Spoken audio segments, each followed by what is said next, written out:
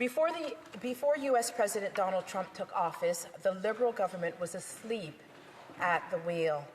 The sweeping tariffs imposed by Trump and his America First policy and his post-Bretton Woods quest that seeks to upend the international order, while it's challenging to Canada, it is not the sole cause of the current trade problems that we now face. Rather, this disorder is simply uncovered a deep fissure within our nation, which has been caused by a decade of Liberal policies that have left Canada weak and vulnerable.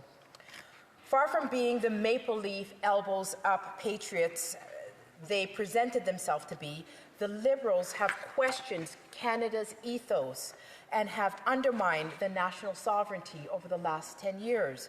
They undermine Canada's sovereignty by diverting billions of taxpayer dollars to the Green Revolution projects through the Green Slush Fund that has proven to benefit Liberal insiders.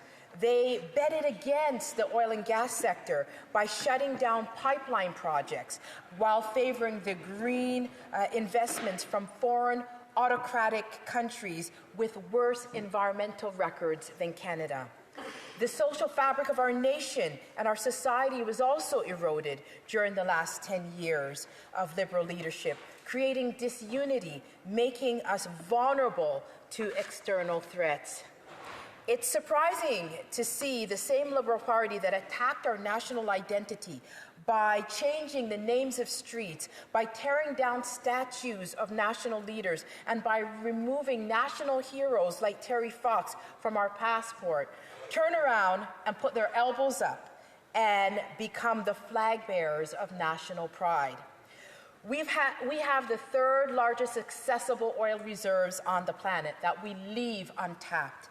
And once it's extracted, it goes almost exclusively to the Americans who refine it and who sell it back to us at a profit. This reality exists because the Liberal government failed to have a vision for the future generations and for Canadians, and instead prioritized their own ideological goals for their own political survival. The Liberal government has blocked the production of ethical oil in Canada, blocked LNG and oil development going to international markets.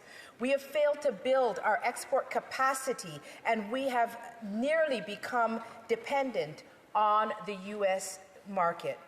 As the G7 meets today on Canadian soil in the beautiful, resource-rich province of Alberta, we sadly have the unfortunate status of being the economy with the worst economic growth.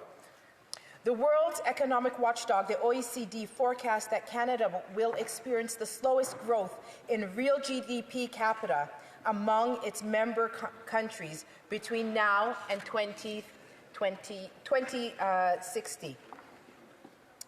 Madam Speaker, because the Trump tariff and this government's incompetence, workers are losing their jobs. Canadian families are anxious. Communities are shaken. In Haldimand, Norfolk, where I live and the community that I represent, there are thousands of residents who work at the Stelco mill.